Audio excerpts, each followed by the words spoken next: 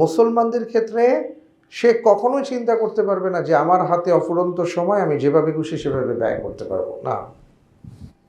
একজন বৃদ্ধ মানুষ তিনি যেমন চিন্তা করবেন যে যেই কোনো মুহূর্তে আসলে আমার চলে যাওয়ার সময় হয়ে গেছে, যেই কোনো মুহূর্তে যেতে পারি, বয়স তো কম পাইনি, যা পাইছি এটা এখন বোনাস, সুতরাং সময় কাজে লাগাতে হবে। একজন ইয়াং তিনি চিন্তা করবেন যে আমি যে বসে থাকবো, এই বসে থাকার কোনো মানি হয় না, কারণ আমার চেয়ে অনেক অনেক ছেলে মেয়ে আছে বয়সে কম কিন্তু তারা চলে গেছে, সুতরাং আমি কিভাবে বলবো আগামীকাল পর্যন্ত আমি বেঁচে আছি, আমি যা খুশি তাই করতে পারি, 5 বছর পরে ক্ষমা চেয়ে নেব, কোনো সুযোগ নাই। অর্থাৎ যার যার অবস্থান থেকে বুঝিয়ে দেওয়া হয়েছে সময় কিন্তু নাই। আমরা আমাদের জীবনের সর্বক্ষেত্রে সবার আগে সবচেয়ে মূল্যবান যে জিনিস বা যে বস্তু বা যে ব্যাপার, সেটার নাম হলো সময়। আমরা যদি আমাদের সময়কে না পেতাম তাহলে আমরা কোনো কাজ করতে পারতাম না এবং আমাদের পক্ষে কোনো কিছু করাই সম্ভব হতো না। আমরা পৃথিবীতে মহাকালের মধ্য থেকে একটা অংশ নিয়ে আসছি, আল্লাহ তাআলা আমাদেরকে পাঠিয়েছেন। পাঠানোর পরে যদি আমাদের হাতে সময় না থাকতো তাহলে আসলে আমাদের পক্ষে কোনো কাজ করা সম্ভব হতো না। কিন্তু রব্বুল আলামিন দয়া পরবশ হয়ে আমাদের জীবনে কিছু সময় বেঁধে দিয়েছেন, সময়কে পুঁজি হিসেবে দিয়ে দিয়েছেন। এটা আমাদের মূল পুঁজি, আমাদের জীবনের পুঁজি।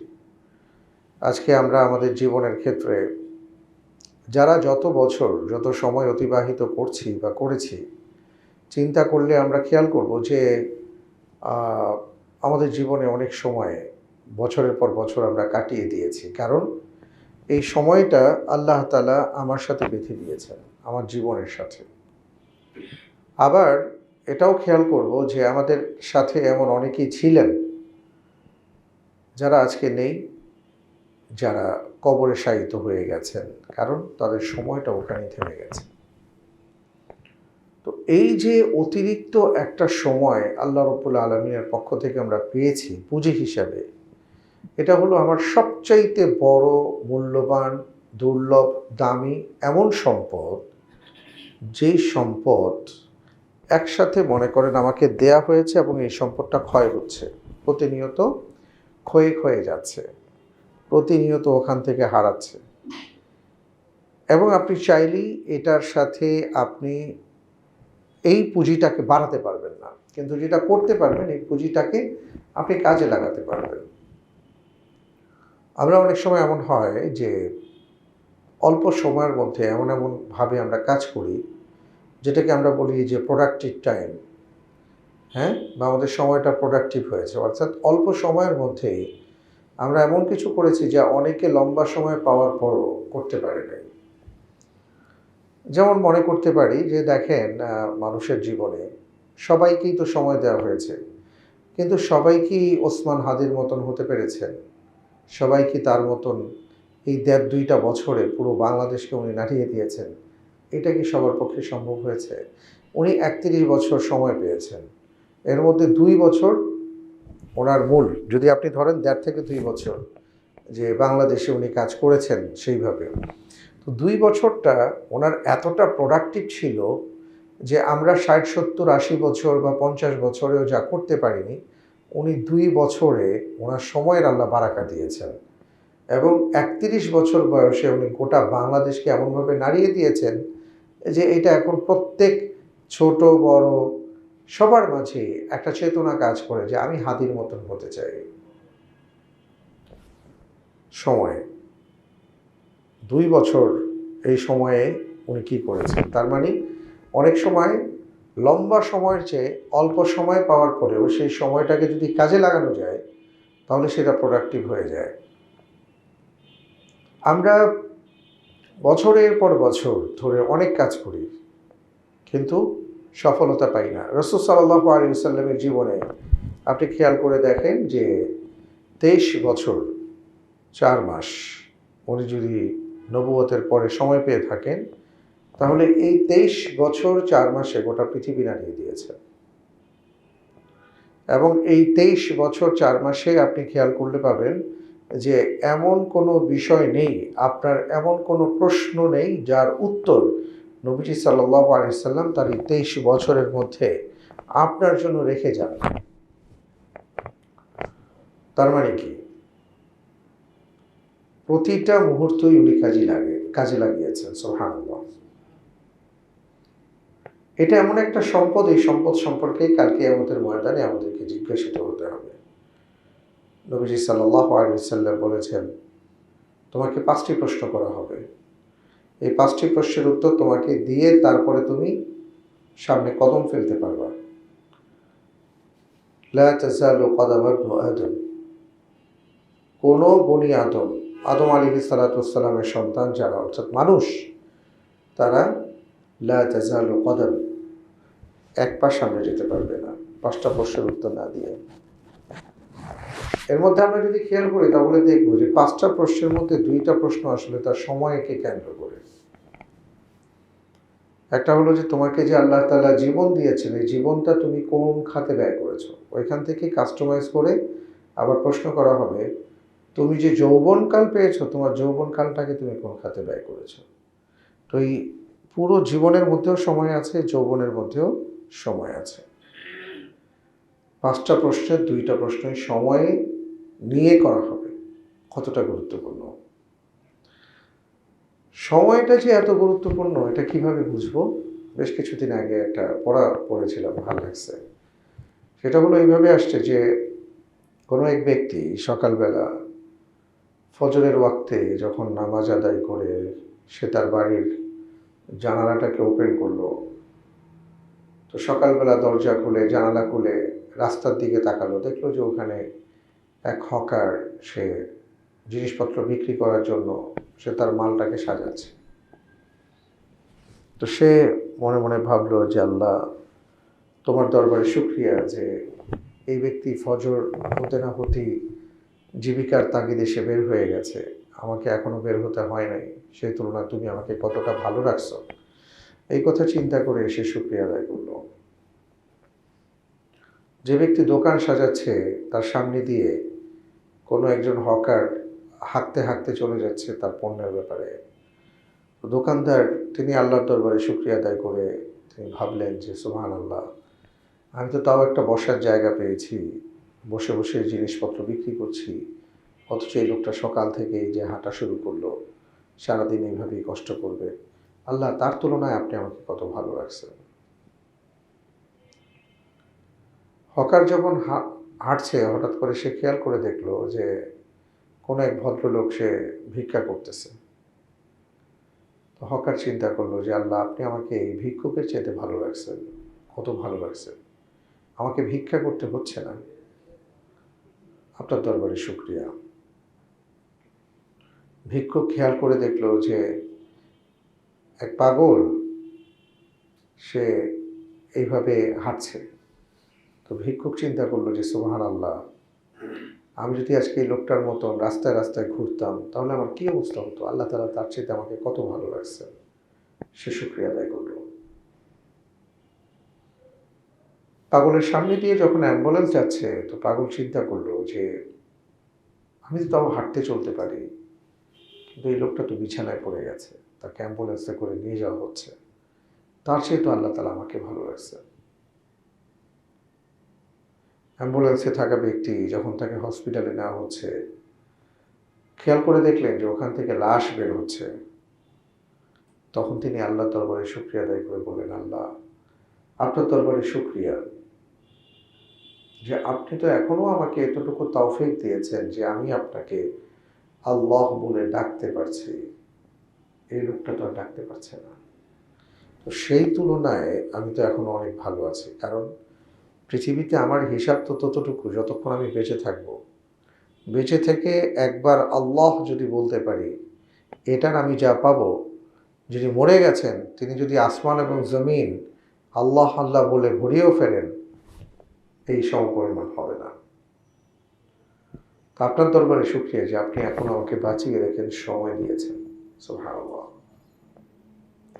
এখানে আমরা সময়ের মূল্যায়নটা বুঝতে পারি যে আসলে সময় কী জিনিস। অনেক সময় আমরা খেয়াল করে দেখি যে ফ্লাইটের ব্যাপারটা, সকাল 10টায় যদি আপনার ফ্লাইট ছেড়ে দেয়, তাহলে আপনাকে থাকতে হয় কয়টা এখানে? সকাল 7টার মধ্যে। রাত 4টায় ফ্লাইট, 1টার মধ্যে। সকাল 7টায় ফ্লাইট, ভোর 4টার মধ্যে। 3 ঘন্টা আগে ওখানে আপনার বোর্ডিং পাস নিয়ে ইমিগ্রেশন ক্রস করতে হয়, সব কাজ করতে হয়। অর্থাৎ 3 ঘন্টা আগে আপনাকে থাকতে হয়। অনেক এয়ারলাইন্সের আর কি ফ্লাইট এমন যে 1 ঘন্টা আগে এটা ব্লক করে দেয়।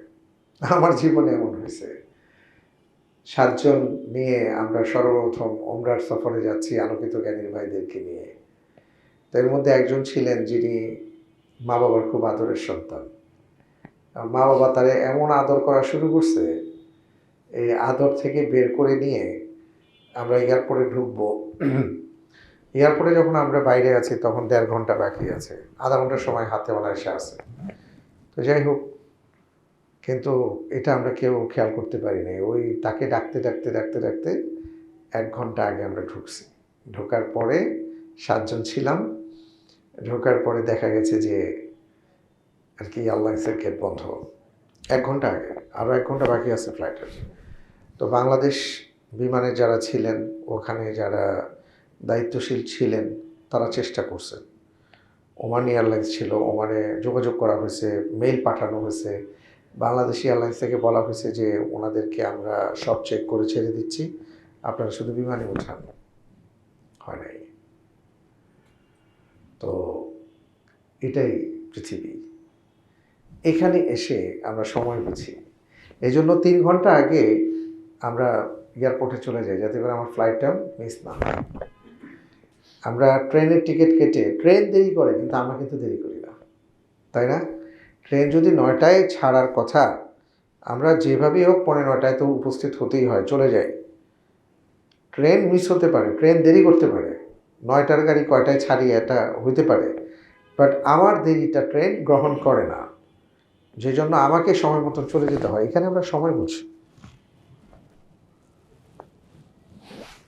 মোবাইল এখন তো অনেকটা সহজলভ্য হয়েছে। একসময় যখন 1 মিনিট কথা বলতে 10 টাকা লাগতো, 15 টাকা, ওই তো 10 টাকা 15 টাকা দিয়ে 1 মিনিট কথা, তখন কথার মাঝখানে 3 বার তাকাইতাম যে হ্যাঁ, তখন সময় বুঝতাম যে সময়ের মূল্য কী। কারণ 1 সেকেন্ড বেশি হইলে আবার 15 টাকা অতিরিক্ত লাগবে। এইভাবে জীবনের নানা ক্ষেত্রে কিন্তু আমরা সময়ের মূল্যায়ন করি কেবলমাত্র নিজেদের জীবনের জন্য। আখেরাতের ক্ষেত্রে, আখেরাতের জন্য আমরা সময়ের মূল্যায়নটা করি না। অথচ এটা হলো আপনার সবচেয়ে বড় পুঁজি এবং আখেরাতের জন্য ইনভেস্টের সবচেয়ে উত্তম মাধ্যম, উত্তম উপকরণ। কিন্তু এখানেই আমরা ফেলিওর।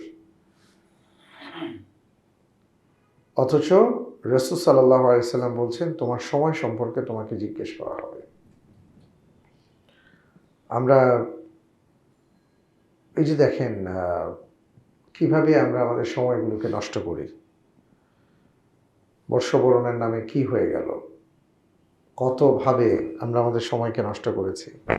আমরা নানা খাতে, নানা কাজে, নানাভাবে, কতভাবে সময়কে নষ্ট করা যায়। বাস্তবতা জানি না, শুনেছিলাম যে জার্মানিতে একসময় টেস্ট ম্যাচ ছিল, ক্রিকেট টেস্ট ম্যাচ।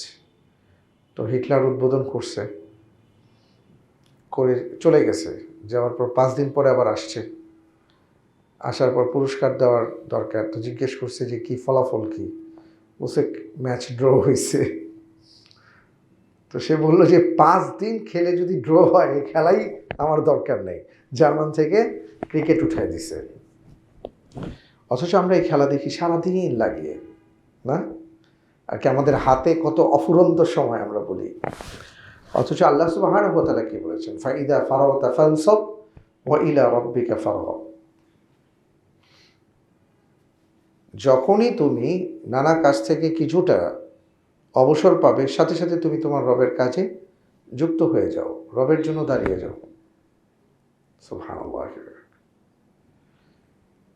আর কি ঈমানদারদের কাছে কখনো অবসর সময় থাকতে পারে না। নি'মাতানি মাগবুবুন ফীহিমা কাসীরুম মিনান নাস আস-সিহহাতু ওয়াল ফারাগ।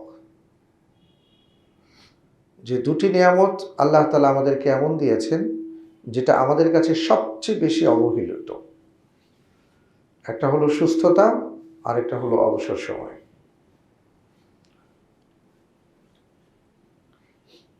ওই যে বিদেশে আছে, বাংলাদেশে সম্ভবত এখনো এমন করে নাই, ব্ল্যাক ফ্রাইডে আছে। তো যেটা করে সেটা হলো যে সবাই বাইরে থেকে অপেক্ষা করে আর কি, মনে হচ্ছে যে যুদ্ধে যাবে ভিতরে। তো যখনই মনে করেন যে সবগুলো ওপেন করা হয়, পাগলের মতন তারা ঢুকে। কেন ঢুকে? যে ওখানে ভালো জিনিসগুলো তার আগে নিয়ে যেতে হবে, নিয়ে নিতে হবে, অন্যরা যদি নিয়ে যায়। তারপরে যদি কোনো কোনো জায়গায় দেখা যায় যে সময়ের একটা বাইন্ডিংস থাকে যে এতটা সময় পর্যন্ত, তো তখন সে পাগলের মতন জিনিস কিনতে থাকে, কারণ সময় হয়ে গেলে শেষ, আর পারবো না। অথচ আল্লাহ রাব্বুল আলামিন আমাদের জীবনে আমাদের এই সময়টা দিয়ে বলছেন যে তুমি যাও, আমি তোমাকে এত এত মূল্যবান জিনিসপত্র দিলাম, এত এত মূল্যবান, যে তুমি কেবল কুড়াতে থাকো, সংগ্রহ করতে থাকো। আলী বাবার 40 চোরের ঘটনা মনে নাই? ওই যে ঢুকে পাগল হয়ে গেছে আর কি, যে জিনিসপত্র দেখে যে কোনটা থুয়ে কোনটা রাখবে। আল্লাহ রাব্বুল আলামিন দুনিয়াতে আমাদেরকে পাঠিয়ে দিয়ে এত এত সম্পদ দিয়ে দিছেন যে তুমি শুধু আহরণ করো। অল্প সময় দিয়ে দিলাম, 2.5 মিনিট সময় কিয়ামতের ময়দানের তুলনায়। এই 2.5 মিনিট সময় তোমাকে দিলাম, এই 2.5 মিনিটের মধ্যে তোমার হাবি জাবি খাওয়া দাওয়া সব কিছুতে তোমার চলে যাবে 1 মিনিট, হয়তো তুমি 1.5 মিনিট পাবা। এই 1.5 মিনিটে যা পারো তুমি নিয়ে নাও, এটা তোমার কাজে লাগবে ওইখানে। সুপার শপে ঢুকাই দিয়া বলছে আর 10 মিনিট আছে বন্ধ হইতে, যার যা লাগে নিয়ে নেন। আমি কি করতাম? ওইখানে কি আড্ডা দিতাম যে 10 মিনিট সময় আসো, দুই দোস্ত অনেকদিন পরে দেখা হয়েছে, তখন বন্ধু পরে কথা হবে, আগে জিনিস নিয়ে নিই, দোকানের বাইরে গিয়ে কথা কমো, তাই না? কিন্তু এইখানে আমাদের অফুরন্ত সময়। আল্লাহ তাআলা আমাদেরকে 1 মিনিট সময় দিয়েছেন, 1.5 মিনিট সময় দিয়েছেন যে তাড়াতাড়ি আখিরাতের জন্য গোছাও, এখানে লাগবে এগুলা। আমরা এখানে এসে সময় কাটাচ্ছি। সময়ের মূল্যায়ন করতে হবে। আপনি যখনই, আপনার জীবনে অনেক কিছু আছে, আবার অনেক কিছু নাই। যেমন মনে করেন আপনি অনেক সময় এটা করেন না যে একটা ছুটিতে হয়তো আপনি ড্রাইভিং শিখতে পারেন, আপনি সাঁতার শিখছেন, এমন অনেক কিছু অনেকে অনেক শখের কাজ করে, শখের কাজ শিখে। কিন্তু আপনি ঠিক মতন কোরআন পড়তে পারেন না, যেটা আপনার দরকার ছিল। ওইটার জন্য কিন্তু আপনি কখনো সময় বের করেন নাই, চিন্তাও করেন না, অথচ এটি আপনার দরকার ছিল। আপনার ফরজিয়াতের যে আইনগুলো দরকার ছিল, ফরজে আইন আপনার উপর যেগুলো করা হয়েছে, ওই সম্পর্কে আপনার জ্ঞান অর্জন করা দরকার ছিল না, ওইটাও আপনার সময় হয়নি। আপনি কিন্তু ওইটা সময় পান নাই। কিন্তু আপনি সেই ব্যক্তি যিনি প্রতিদিন 3 ঘন্টা ন্যূনতম মোবাইলে সময় ব্যয় করেন, যেটা থেকে আপনি কিছুই পান না। 3 ঘন্টা, অথচ আপনি ঠিক মতন ফরজগুলো জানেন না, আপনি কোরআন পড়তে পারেন না, আপনি আল্লাহর ইবাদতের ব্যাপারে আপনার জানাই নেই। আজকে যেমন আলোচনায় বলছিলাম না, যেমন আমরা কয়জন জানি যে ইশরাকের 2 রাকাত নামাজ পড়লে একটা হজ একটা উমরার সওয়াব পাওয়া যায়? হ্যাঁ, তাও কবুল, তাম্মান বলছেন, পূর্ণ হজ এবং উমরার সওয়াব। কয়জন জানি এটা? এই যে জ্ঞান অর্জন করতে হয়, আপনার জ্ঞান নাই বিধায় আপনি বলতে পারতেছেন না। আপনার কাছে যদি আসল স্বর্ণ চেনার উপায় কি এটা জানা না থাকে, এখন আপনি স্বর্ণকারের কাছে গিয়ে কি স্বর্ণই কিনলেন না ইমিটেশন কিনলেন, আপনি বুঝবেন না। এই জন্য আপনি কি করেন, আপনি না চিনলেও যে চিনে তাকে নিয়ে যান, নয়তো আপনি এই ব্যাপারে জ্ঞান হাসিল করে ওইখানে গিয়ে পরীক্ষা নিরীক্ষা করে নেন। সম্মানিত ভাই বোনেরা, অথচ দুনিয়ায় আল্লাহ তাআলা এই 1 মিনিট আমাকে যে প্রোডাক্টিভ করতে বলছেন আখিরাতের জন্য, এটার জন্য যে আমার জ্ঞান হাসিল করা দরকার, ওই জ্ঞানটুকু কিন্তু আমার নাই। এই জন্য সময় চলে যায়, আপনি নিজেও জানেন না কি করতে হবে। কত মানুষে দেখলাম জানাজার নামাজে দাঁড়ায়া বাবার জন্য কিভাবে দোয়া পড়বে বলতে পারে না। আফসোস, সে আফসোস করে, পরে আবার ভুলেও যায়, শয়তান তাকে ভুলিয়েও দেয়। এই কারণে বলবো যে আপনার আসলে জীবনে আল্লাহ তাআলা যতটুকু সময় দিয়েছেন এই সময়টাকে কাজে লাগাতে হবে, এবং ওই সময়টাকে কিভাবে কাজে লাগাবেন ওইটার জন্য যে আপনি আপনার নিজেকে গোছাবেন, ওটার জন্য এলেম অর্জন করা দরকার। ওই জ্ঞান অর্জনটাও আপনার সময়ের মধ্যে নিয়ে আসতে হবে, কারণ জ্ঞান অর্জন হলেই কেবল আপনি জানবেন কোথায় কিভাবে কখন কি কি করতে হয় না করতে হয়। তো আজকে সময়ের মূল্যায়ন নিয়ে এই জন্য কথাগুলো বলছি যে অনেকে বছর শুরু বছর শেষ অনেক হিসাব করে। তা আপনার তো বছরটা শেষ, এখন এই যে বছরটা শেষ হয়ে নতুন একটা বছর আপনি শুরু করলেন, আপনি একটা প্ল্যান করেন যে আপনি আসলে কি করবেন, আপনার সময়টাকে আপনি কিভাবে কাজে লাগাবেন। কারণ ওই যে বললাম, এমন এক সম্পদ আপনাকে দেওয়া হয়েছে, এই সম্পদটা ধরে রাখা যায় না। আপনি যেখানেই যত চেষ্টাই করেন না কেন সময়টা গলতেই থাকবে। এটা এমন এক সম্পদ, এই সম্পদকে ধরে রাখা যায় না। এটার ক্ষয় অনিবার্য, কিন্তু ক্ষয় হতে হতেই কাজ করে ফেলতে হবে। আমরা ছোটবেলায় দেখতাম, অনেক সময় আমি করতাম, আমার বাসা রেল লাইনের পাশে ছিল, ওইখানে ট্রেন অনেক সময় থামতো। ছোট বয়সে বুঝতাম না, কিন্তু একটা সিরিয়াস ভয়ঙ্কর খেলা খেলতাম,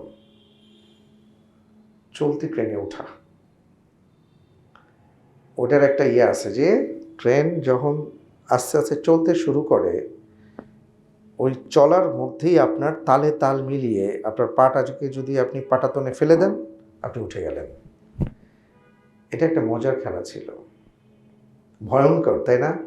কিন্তু এটা আমাদের কাছে খুব নর্মাল মনে হতো।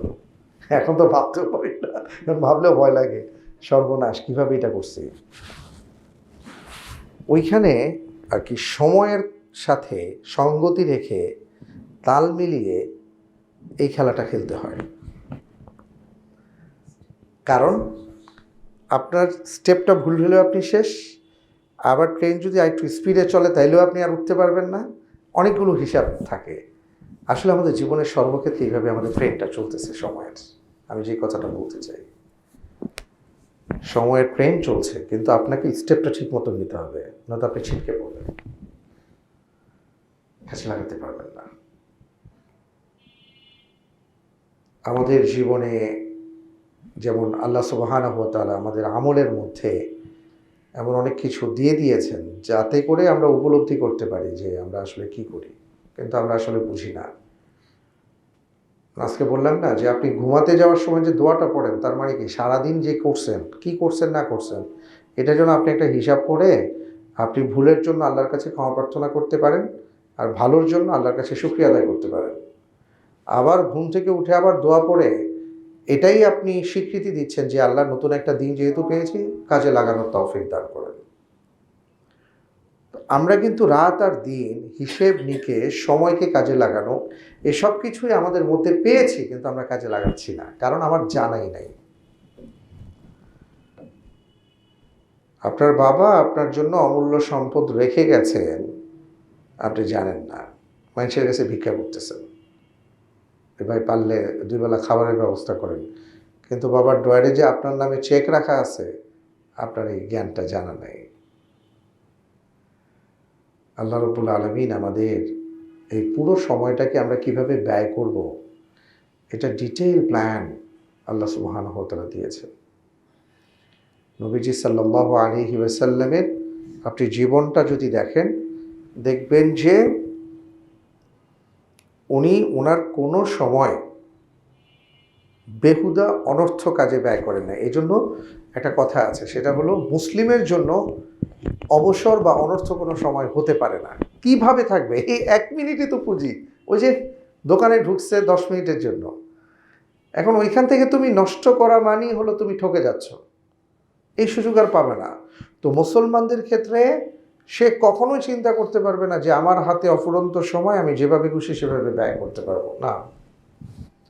একজন বৃদ্ধ মানুষ তিনি যেমন চিন্তা করবেন যে যেই কোনো মুহূর্তে আসলে আমার চলে যাওয়ার সময় হয়ে গেছে, যেই কোনো মুহূর্তে যেতে পারি, বয়স তো কম পাইনি, যা পাইছি এটা এখন বোনাস, সুতরাং সময় কাজে লাগাতে হবে। একজন ইয়াং তিনি চিন্তা করবেন যে আমি যে বসে থাকবো, এই বসে থাকার কোনো মানে হয় না, কারণ আমার চেয়ে অনেক অনেক ছেলে মেয়ে আছে বয়সে কম কিন্তু তারা চলে গেছে, সুতরাং আমি কিভাবে বলবো আগামীকাল পর্যন্ত আমি বেঁচে আছি, আমি যা খুশি তাই করতে পারি, 5 বছর পরে ক্ষমা চেয়ে নেব, কোনো সুযোগ নাই। অর্থাৎ যার যার অবস্থান থেকে বুঝিয়ে দেওয়া হয়েছে সময় কিন্তু নাই। কি এক আজব ব্যাপার, তাই না? পুরোপুরিভাবে অনিশ্চয়তার একটা প্রচণ্ড ভয়ঙ্কর সেতুর উপর দাঁড়িয়ে আছে। সেতুটা যেই কোনো মুহূর্তে ছেড়ে যেতে পারে, কিন্তু ওইখানে থেকেই আমরা চিন্তা করতেছি 100 বছর পর কি করব। আছি না আমরা? হ্যাঁ, এটাই তো করি। এই যে আমাদের হাজার হাজার কোটি টাকা যারা মেরে দিছে, মনে করেন লন্ডনে যে বেড়া চলে গেছে, তার নাকি 300 কতটা ফ্ল্যাট, সে কি করবে আসলে 300 ফ্ল্যাট? হ্যাঁ, সেটা কি করবে? তার জুতা, হ্যাঁ, তার ঘড়ি ইত্যাদি সে দেখাইছে, ইত্যাদি কলম দেখাইছে, কি সে তো পাগল হয়ে যাওয়ার কথা, তো পাগলই আসলে। এরা কিন্তু পাগল টাইপেরই হয়, এদের লাইফস্টাইল পুরো পাগলামি ছাড়া আর কিছু না। কারণ আসলেই তো তুমি যা আর কি, তোমার যে ভেতরে যে একটা ক্ষুধা আল্লাহ ঢুকাই দিচ্ছেন, কারণ তুমি তো দিন থেকে সরে গেছো, তো তোমার ক্ষুধা ঢুকবে। এই ক্ষুধার তাড়নায় চোখের ক্ষুধা এটা মিটে না, বনি আদমের পেটে মাটি না ঢোকা পর্যন্ত এই ক্ষুধা মিটে না, যাদের ভেতরে এমন ক্ষুধা ঢুকে গেছে। কিন্তু ভেবে দেখেন আসলে এটা কি হবে। ওই এমন না যে সে 300 ফ্ল্যাটের মালিক, এই জন্য স্পেশাল কোনো পাওয়ার সে পাবে, সে 150 বছর বাঁচতে পারবে। তাহলেও একটা কথা ছিল যে না, 300 ফ্ল্যাট দিয়ে অন্তত পক্ষে আরও 10 বছর হায়াত বেশি পাওয়া গেছে। উল্টা আরও এই টেনশনে হায়াত কমে যায়। আমরা কিন্তু আমাদের পুঁজি বাড়াতে গিয়ে আমাদের শরীর স্বাস্থ্য, আমাদের সময় সব আমরা নষ্ট করে ফেলি, টেনশন বেড়ে যায়, তাই না? আসলে এটা হলো শয়তানি একটা ফাঁদ। এই ফাঁদ থেকে বের হয়ে আসতে হবে। মুসলমানদের সময়ের অনেক মূল্য, কারণ আপনার 2 রাকাত নামাজ আপনার জন্য হজের সওয়াব দিচ্ছে, আপনার জন্য উমরার সওয়াব নিয়ে আসছে, আপনাকে জান্নাতে যাওয়ার কারণ হিসাবে উল্লেখ করছে, আপনার জন্য জান্নাতের 8টা দরজা খোলা হচ্ছে। দেখেন 2 রাকাত নামাজ, কিন্তু 2 রাকাত করে এমন অনেকগুলো ফজিলত আছে। আপনার ইবাদত, আপনার সওম, আপনার সাদাকা, আপনার যাকাত, প্রত্যেকটা ক্ষেত্রে আপনি চিন্তা করে দেখেন পার্ট বাই পার্ট, আপনি কোন জায়গাতে আপনি আপনার অবসর আছে দেখেন। সম্মানিত ভাই এবং বোন, আপনাদেরকে যে কথাটা বলবো এবং আমি আমার নিজেকে যে নসিহা করব, সেটা হলো যে আসুন আমরা আমাদের একটা প্ল্যান করি, যে প্ল্যানের মাধ্যমে আমরা আমাদের পুরো সময়টাকে আমরা কাজে লাগাতে পারি। কারণ যে কোনো কাজের ক্ষেত্রে যদি প্ল্যান না করা হয়, সেই কাজটা সুন্দরভাবে করা যায় না, সমাপ্তি টানা যায় না। আপনার বাড়িতে যেমন প্ল্যান দরকার, আপনি যে গাড়িতে চলেন সেই গাড়িটা তো যিনি বানিয়েছেন উনি একটা প্ল্যান করেই করেছেন। প্রথমে বোঝা যায় না, লাস্টে গিয়ে প্রকাশ পায়।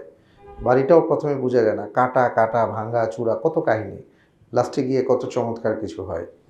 আপনার আমার জীবনটাকেও একটা প্ল্যানের আওতায় আনতে হবে, যাতে করে শেষ জিনিসটা এত সুন্দর হয় যে আল্লাহ সুবহানাহু ওয়া তাআলা তাকে কিয়ামতের ময়দানে ডেকে বলে যে হ্যাঁ, তোমার পুরো ইবাদতের চমৎকার একটা প্ল্যান তুমি পেশ করেছো, যাও তোমার প্ল্যান মাফিক তুমি এখন তোমার জায়গায় যাও। কারণ আপনার আমার প্রত্যেকের জন্য তো জায়গা বরাদ্দ আছে জান্নাতে।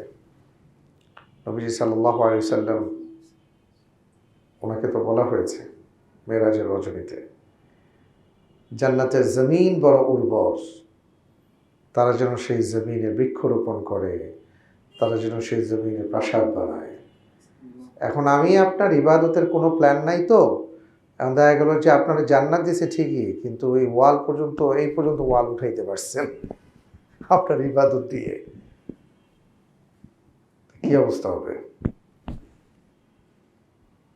আল্লাহু আকবার, আল্লাহু আকবার।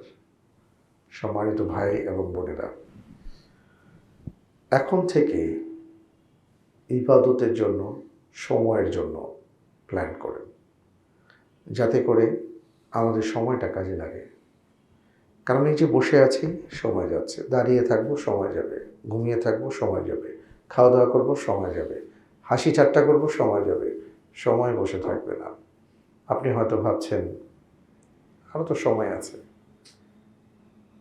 আপনি কি জানেন যে আপনার হাতে সময় আছে? এখন তো ফেসবুকের কল্যাণে আমরা প্রতিনিয়ত, আমি তো প্রতিদিন, এখন আর ভাল লাগে না, দেখি না, 4টা 5টা 6টা মৃত্যু সংবাদ আসতে থাকে, এবং ইয়াং ছেলেদের। কেউ কি ইচ্ছে করে মরে? কেউ কি ইচ্ছে করে মরতে চায়? যখন কেউ ঘর থেকে বের হয়, সে কি জানে যে এটাই তার শেষ বের হওয়া?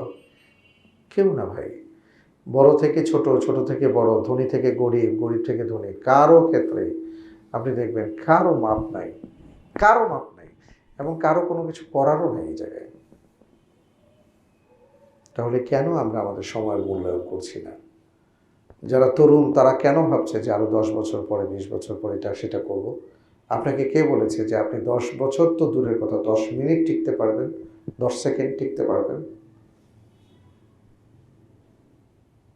তাই সময়কে কাজে লাগাতে হবে। কারণ এই সময়টা আল্লাহ তাআলার অসীম একটা নিয়ামত আপনাকে দেওয়া হয়েছিল। আপনাকে যদি বলা হয়, অনেক মানুষকে তো 20 বছর 30 বছর সময় দেওয়া হয়েছে, এর মধ্যেই তাকে নিয়ে যাওয়া হয়েছে, তুমি তো আরও 50 বছর অতিরিক্ত পাইছো, এই 50 বছর তুমি কি করছো? কি জবাব দিব আমরা? কি আছে আমাদের কাছে এই জবাব? আমরা আমাদের অহেতুক কাজ কর্ম, হাসি ঠাট্টা তামাশা, গান বাজনা, হইচই ইত্যাদিতে আমরা আমাদের সময়টাকে নষ্ট করে দেই, অথচ এটা মহামূল্যবান ছিল। আপনাকে কেউ ডলার ধরিয়ে দিছে আমেরিকাতে গিয়ে খরচ করার জন্য, আপনি ভাবলেন আছে তো, অসুবিধা কী? তা আপনি এখান থেকে ওই ঢাকা এয়ারপোর্টে ডলার ভাঙ্গায় সব খায়া খুঁয়া পরে আমেরিকায় গিয়ে দেখলেন যে কাম সারছে। এটা তো কাজের জিনিস ছিল, কিন্তু এটা তো এখন কাজে লাগাতে পারছি না, তো নাই আমার কাছে। আমাদের প্রত্যেকের এই দশা। আল্লাহ তাআলা পুঁজি দিয়ে দিয়েছেন সময়, এটাকে প্রোডাক্টিভ করো, এখান থেকে আর্ন করো, এইটা ওইখানে পাঠাও, ওইখানে গিয়ে তুমি পাবা, দেখবা তোমার অ্যাকাউন্টে জমা হয়েছে, তোমার এটা সেটা সব হয়ে গেছে।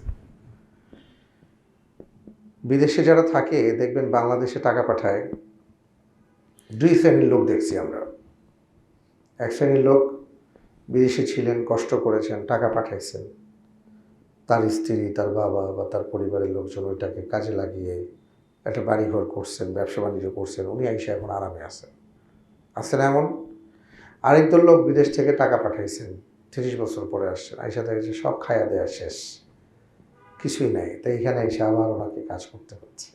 আমাদের আখিরাতের জীবন আসলে এই টাইপের। আপনাকে আমাকে দুনিয়ার জীবনটা দেয়া হয়েছে যে আমি আপনি এখন আখিরাতে আমাদের বেনিফিটগুলো পাঠাবো, ওখানে সব রেডি করা আছে। কিন্তু আপনি এইখানে সুবহানাল্লাহ বলতেছেন, ওইখানে গাছ রোপণের ব্যবস্থা আছে, গাছ রোপিত হচ্ছে।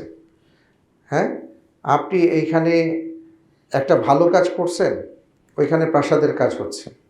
আপনি মসজিদ মাদ্রাসা দান করছেন, ওইখানে আপনার ইয়াকুত পাথর দিয়ে আপনার ঘর নির্মাণ হচ্ছে, কাজ কিন্তু চলতেছে। কিন্তু এইখান থেকেই যেটা হয়েছে সেটা আপনি পাঠাচ্ছেন না। আপনি নিজেই বিদেশে বসে হাউ কাউ হইচই করে সব টাকা পয়সা খায়া দেয়া এক শেষ, এবার গাট্টি গোল, হঠাৎ করে ধরা পড়ছেন যে আপনার ভিসার মেয়াদ শেষ, পুলিশ ধরে কয় যাও গো টু বাংলাদেশ। তো এই যে গো টু বাংলাদেশ বিমানের পিছনে আপনারা উঠে দিচ্ছে, আপনি নাইমা এবার আসছেন, ফ্যামিলি বলে টাকা পয়সা কই, সে বলে তাই তো কিছুই পাঠাতে পারি নাই, ফ্যামিলি ধাক্কা খেতে হয়। এমন ফ্যামিলিও আমি পাইছি, 30 বছর ধরে বিদেশ করে কিছুই কামাই করতে পারে না, যতবার দেশে আসে ততবার ঝগড়া হয়, ঝাঁটি হয়, আবার এই ঝগড়াঝাটি করতে আবার জায়গা আবার আসে। বিদেশ না থাকলে ভাল লাগে না, কিন্তু ওইখানে গিয়ে কিছুই করে না। তো দেশে এইসব শান্তি নেই। আসলে আল্লাহ রব্বুল আলামিন আমাদেরকে পৃথিবীতে পাঠাইছেন আমাদের যে মূল বাড়িটা, ওই বাড়িটাকে ঠিক করার জন্য, আমাদের মূল জায়গার বাড়িটাকে ঠিক করার জন্য। এখন এইখানে এসে আপনি কাজ করবেন নাকি আপনি আরাম আয়েশ করে সময় কাটাবেন? যদি আরাম আয়েশ করেন তাহলে তো মূল বাড়ি হবে না। আপনার আসল জায়গায়, আসল ঠিকানায় আপনার প্রাসাদ হবে না। আর যদি আপনি এখানে পরিশ্রম করেন, সময়কে কাজে লাগান, মাত্র 1 থেকে 1.5 মিনিট, তাই না? দুনিয়ার জীবন আখিরাতের জীবনের তুলনা 2.5 মিনিটের। তার মধ্যে তো ঘুম ইত্যাদিতে সময় কাটায় দিয়ে আমরা 1 মিনিট, তাহলে 1.5 মিনিট সময় পান। তো 1.5 মিনিট সময়ের কাজে লাগালে আপনি ওইখানে আপনি সব কিছু পাবেন। এই জন্য সম্মানিত ভাইয়েরা আমার, আমরা সময়কে কাজে লাগাই। আল্লাহ রব্বুল আলমিনের কাছে আমরা তৌফিক চাই এবং এটা ভাবি যে দেখেন সময়ের মূল্য আমাদের আসলাফগণ, আমাদের আকাবের, তারা কিভাবে দিয়েছেন। আমরা অনেক সময় ভাবি এই তো মাত্র হইল 2 বছর 3 বছর, অথচ আপনি খেয়াল করে দেখেন 23 বছরে পৃথিবী পাল্টে দিয়েছেন। 9 বছর রাজ্য শাসন করে ওমর বিন খাত্তাব রাদিয়াল্লাহু তাআলা আনহু গোটা পৃথিবীর অর্ধেক শাসন করেছেন মাত্র 9 বছরে। আর আমরা বলি যে মাত্র তো গেল, এখনও তো ছোট বাচ্চা। এইভাবে করতে করতে আমরা সময় নষ্ট করে ফেলি। তাই সময়কে নষ্ট করব না, কাজে লাগাবো। অনর্থ আমরা সময় নষ্ট করব না। ওয়াল্লাযীনা হুম আনিল লাগওয়ি মুরিদুন, অনর্থ কথাবার্তা বলবো না। ওই একসাথে কথা বললে গীবত শেকায়াত হয়, বেঁচে থাকেন, ভালো কাজ করেন। ওই একসাথে 10 জন হইলেই দেখা যায় যে অনেক কাহিনী আমরা শুরু করে দিই। এগুলো সব থেকে বেঁচে থাকতে হবে। মুসলিমের প্রত্যেকটা জিনিস, প্রত্যেকটা ক্ষেত্র হবে প্রোডাক্টিভ। রাসূল সাল্লাল্লাহু আলাইহি ওয়াসাল্লাম বলেছেন, চুপ থাকো, হয় চুপ থাকো, নয় ভালো কিছু বলো। বললে ভালো বলো, নয়তো চুপ থাকো। দেখেন কাজ করার ক্ষেত্রে তাই, হয় ভালো কিছু করো, নয়তো জিকির করো, কিন্তু কারো ক্ষতি করো না। কিন্তু আমরা পারি না। আমাদের জীবনের সর্বক্ষেত্রেই আমাদের হামেশা আমরা এইভাবে আমাদের সময়কে নষ্ট করি। তো সময় যেন নষ্ট না হয় সেদিকে আমরা খেয়াল করব। আল্লাহ তাআলা তৌফিক দান করুন। আমিন।